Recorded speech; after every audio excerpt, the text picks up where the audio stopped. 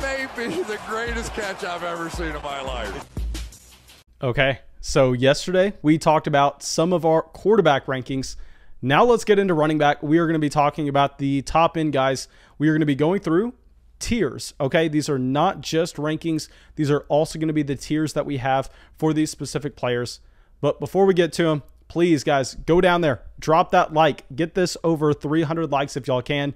And also subscribe to the channel, join Premier Gang. Every single video is premiered. I hang out in the live chat with 50 other people almost every single day. So please come out, subscribe, hit that notification bell so you can join Premier Gang. And yeah, let's dive into these rankings, which the full list can be found over there on Patreon.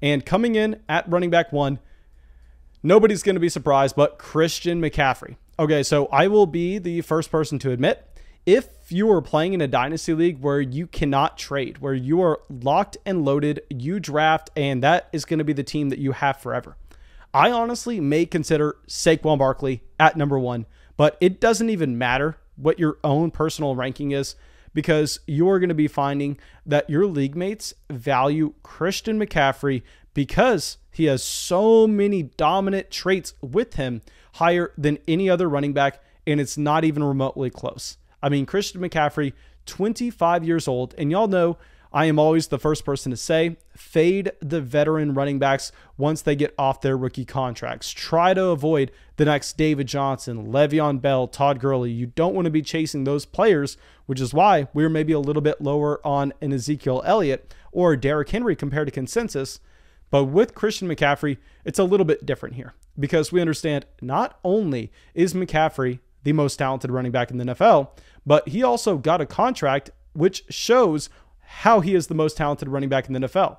I mean, this is a player that has guaranteed money all the way until 2024. So you know with McCaffrey, this is someone that you have 4 years in Dynasty at the minimum. And then at that point, I think we can see Christian McCaffrey go into a little bit of a weird spot with his own Dynasty value, understanding how the market moves with these running backs that are aging.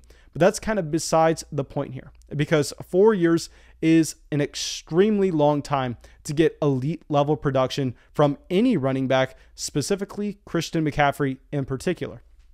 Now, I know a lot of people have mentioned that Christian McCaffrey is quote unquote injury prone, which, my God, there is no worse piece of analysis that I have ever heard outside of people coming out and talking about Christian McCaffrey gaining weight, putting on muscle, and all of a sudden that makes it where he's injury prone.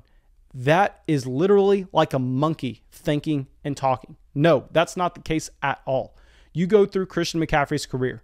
In 2017, 0 games missed. In 2018, 0 games missed. In 2019, 0 games missed. Now, all of a sudden, in 2020, he gets a freak high ankle sprain. I mean, it happens to LeBron James. And then he tries to rush his way back a little bit too early, which causes another injury this past year. So in 2020, yes, an injury-riddled year where he missed 13 games. But beyond that, we have a long, long history of Christian McCaffrey being, if not the most durable running back in the NFL, right up there. So do not think that this is a player that you have to worry about injuries with at all. Now, with Christian McCaffrey, obviously the discussion is centered around elite level production. And now in 2018, his second season, this is where you see him break into that elite tier.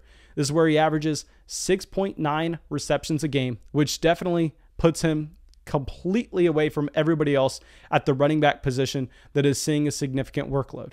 I mean, that is in a range where you're going to be expecting Christian McCaffrey to be able to sustain his NFL career even longer, because we know that receiving down capabilities are going to be maybe the last thing to go for these running backs. So 6.9 receptions a game ended up giving him the running back 2 finish in 2018 on a points per game basis. And in 2019, Christian McCaffrey, one of the best fantasy assets of all time. I mean, this is a player that averaged over 7 receptions a game. He was clearly the running back 1 in fantasy. Everybody remembers that, but I don't think everybody remembers how much better he was than the second running back in fantasy. So this year, where Christian McCaffrey played every single game, right? He averaged 29.4 points per game. So almost 30 points per game from Christian McCaffrey in 2019. the second best running back that season, averaged 21.7 points per game, which means Christian McCaffrey was 26% more productive on a per game basis. That is ridiculous. You never see a player be 26% better than the next best finisher at the position. That's the kind of dominance that Christian McCaffrey was in 2019. I know a lot of people forget, but in 2019, I mean, if you won your league, it was because of Christian McCaffrey, and that's about it. Now, I will say with CMC, he is not going to be in a standalone tier for me here, and I know that's going to be very surprising for a lot of people, but it's mainly just due to the fact that he's already 25 years old. This is a player that's a few years into his second deal, so I don't necessarily want to have him in his own tier, but if you're a contending roster, if you're playing in a redraft league, I mean, yeah, Christian McCaffrey, clearly the running back 1, and it's not even close. But our running back 2, we briefly mentioned him, is going to be Saquon Barkley. Now with Saquon Barkley, I understand I'm a lot higher on Saquon Barkley compared to consensus. But this is another thing where you were looking at Barkley as 24 years old, and he was easily the best running back prospect of all time. I mean, this is a player that was the Kyle Pitts of running back prospects. You go through and you see that he's 6 foot, 233 pounds coming into the NFL. You literally cannot build a better running back in a lab with that size. He ran a 4.40 40-yard dash, which puts him in the 99th percentile. He had a 15% college target share. That is beyond elite. I mean, you had Travis Etienne, I believe, at like 11.9% this past year, and everybody is that excited about what Travis Etienne can do catching the ball. So all of a sudden, Saquon Barkley crushes everything that you look at with those running back prospects. He gets drafted with the second pick overall. I would be surprised, and I'm not joking about this, I would be unbelievably surprised if any running back prospect ever over the next 30 years in the NFL gets drafted in the top 2 picks. I think Saquon Barkley may have been the last guy. And that's a little bit with how the running back position is changing in the NFL, but it's a lot to do with how good of a prospect Saquon Barkley was. And he's still on that rookie deal. So I will say if he just stayed healthy all season last year, I'd imagine that Saquon Barkley would be getting an extension this offseason, very similar to what you had with Ezekiel Elliott. But because he saw that injury, I'm going to be expecting Saquon Barkley to get his extension next year, because next year is going to be his 5th year option. So I'm not going to be expecting him to play under that. And we can naturally assume that Saquon Barkley is going to have a fantastic season this upcoming year. Now, in 2018, to remember how good Saquon Barkley is, that 2018 season, he was the running back 3 in points per game. He was a rookie. He was 21 years old. He was playing on a team that had Eli Manning, not Super Bowl winning Eli Manning. No, the corpse of Eli Manning, one of the worst quarterbacks in the NFL at the time, was under helm when Saquon Barkley was 21 years old and he was a top 3 running back in fantasy. Now in 2019, he had rookie season Daniel Jones. Rookie season Daniel Jones. Daniel Jones is bad enough. Now let's talk about Daniel Jones having his first year in the NFL. And all of a sudden, Saquon Barkley, if you take out the week that he left early due to injury, was the running back 5 in points per game.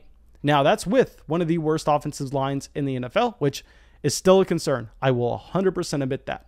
But looking at this, I mean, you have back-to-back seasons of dominant performances in horrendous situations for the best running back prospect of all time. I mean, this puts a mark on Saquon Barkley as an untouchable asset in Dynasty, in my opinion.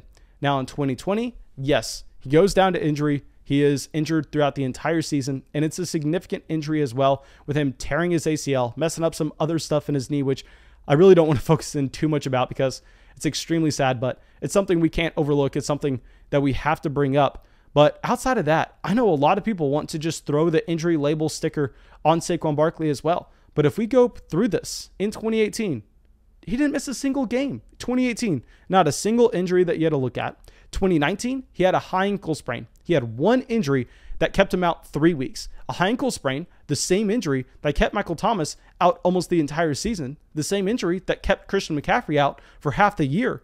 I mean, you only have 3 weeks being missed from Saquon Barkley. Now, 2020, yes, I mean, he just completely destroys his knee. But beyond that, we don't have a long list of injuries like we do with the Deebo Samuel, of him just consistently having hamstring strains, groin strains, or whatever else you have to worry about. No, here, Saquon Barkley, someone I'm not too concerned with the injuries. I think maybe he starts this upcoming season on a little bit of a snap count, but beyond that, not worried in the slightest. Now, our next running back is going to be Jonathan Taylor. And Jonathan Taylor going to be in the same tier. I know a lot of people want to drop him down a tier. Probably they want to drop Saquon Barkley down a tier as well. But no, we're going to have Taylor up here in tier 1. Now, very similar to Saquon Barkley. I mean, Jonathan Taylor, one of the best running back prospects that we have seen in a very long time, where he came out at 5'10", 226 pounds. I mean, can you think of a better running back size? He had over a 10% college target share. He's only 22 years old right now. So he had his rookie season last year. This is a player with a ton of runway left. We talk about all the time in Dynasty. There's nothing more valuable than a running back that plays all 3 downs on his rookie contract. Now, Jonathan Taylor also selected in the 2nd round with a trade up for the Indianapolis Colts. And I know we usually don't dive into stats for these college running backs, as you really want to see the traits over the actual production, the exact opposite compared to the wide receiver position. But here, his college stats were so dominant, it's going to be hard to overlook them. I mean, you actually have Jonathan Taylor with 22.5 carries on a per game basis throughout his entire college career. This is age 18, 19, and 20, and he's averaging over 22 carries a game. He averages 150 rushing yards a game throughout his entire career at Wisconsin. 18, 19, 20 years old. He averages over a rushing touchdown as well. And in 2020, he does have his receiving breakout where he almost averages 2 receptions a game, averages 18 receiving yards a game. So with Jonathan Taylor, I mean, this is a prospect that wasn't Saquon Barkley level good, but like we already said, I mean, Saquon Barkley was Kyle Pitts level good at the running back position. You can't necessarily expect that to happen again. And here with Jonathan Taylor, I mean, he does come through, and in his rookie season, he's a little bit disappointing on the whole, given the fact that you had the Marlon Mack injury. All of a sudden, I'm expecting Jonathan Taylor to be a top 10 running back through the course of the season, where he actually finished as the running back 14 in points per game. But it's 2 completely different stories here with Jonathan Taylor. In the first half of the season, in weeks 1 through 9, Jonathan Taylor was the running back 23 in points per game. Now, if you expand that and you look at the second half of the season, in weeks 10 through 17, Jonathan Taylor was the running back 5 in points per game. I mean, this is a full-on breakout for one of the best college running backs that we have seen in a very long time, the best college running back since Saquon Barkley. Now, I think it's entirely possible that he continues to build on what he did last year, because last year he saw 15 carries a game, 2.5 receptions, 98 total yards, and 12 total touchdowns in 15 games. And what I really like to see is I like the reception total to be there with 2.5 for Jonathan Taylor. Nyheim Hines played the entire season. So with Jonathan Taylor, we were never questioning, is this a running back that can carry the ball 20, 22 times a game? No, everybody knew that from the jump with Jonathan Taylor. The question was, can he get targeted out of the backfield? And he proved that. He was able to get those targets as early as his rookie season. I think that only continues to get better as he goes on, and he can turn into an Ezekiel Elliott type player with his workload. And if you can get Ezekiel Elliott going into his second season, that's a running back that's a tier 1 running back in Dynasty. Now, going down to tier 2, we are going to be leading it off with a player that I know a lot of people are going to hate me bringing up, because they're going to be going, oh, but Mason, what about Dalvin Cook? What about Alvin Kamara? What about Derrick Henry? Well, guys, no, we are not going to be having them here. We are going to be having Cam Akers at running back 4. Now, with Cam Akers here, I understand this is probably going to be the highest ranking that you see of him, but please hear me out. Hear me out on this one. So Cam Akers, only 22 years old, just turned 22 as well. This is a player that came into the NFL draft at a ridiculously young age. We understand that he was slightly disappointing at Florida State, but he was a 5-star prospect going into college. He goes into one of the worst situations in the entire country with the quarterback and offensive line play that he had. So he comes into the NFL a little bit early.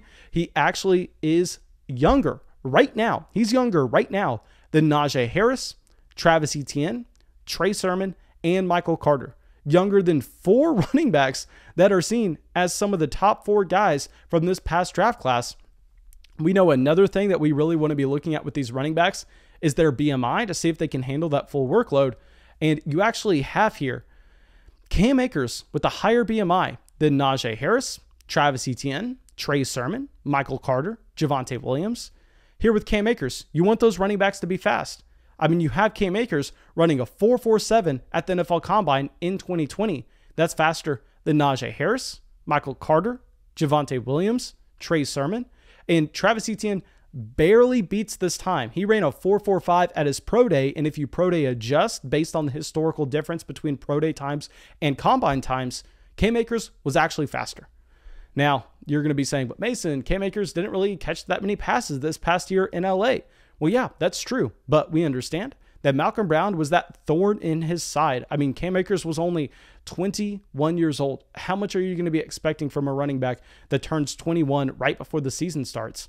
What we can look at is we can look at his college target share at Florida to understand how good of a receiver he was. And at Florida State, he averages over 12% of his team's targets. This is higher than Trey Sermon, Michael Carter, Javonte Williams, and Travis Etienne. He is literally, by far and away, the best running back prospect that we have seen outside of any other guy in this class.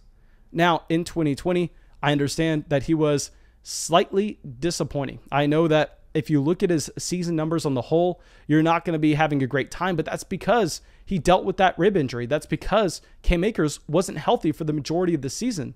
But by the time he finally got healthy and he finally got the role on the offense, he broke out on December 6th. And there were 6 games after that, and 2 of them were in the playoffs. So I think they're very consequential games where you're going to understand that Sean McVay is giving his best player the touches.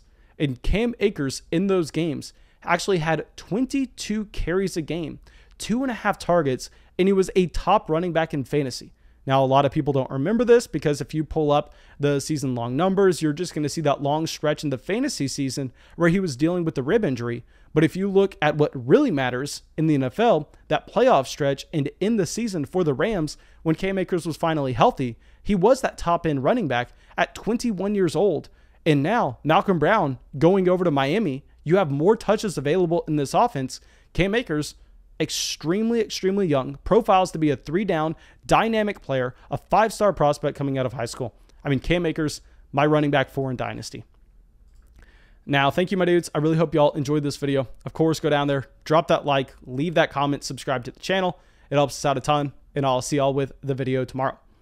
I want to give a big thank you for everyone joining the flock over there on Patreon. In Castro, Brian, Mike, Jay, Samuel, Billy, Rocky, Bailey, Zachary, and Andrew. Thank you, my dudes.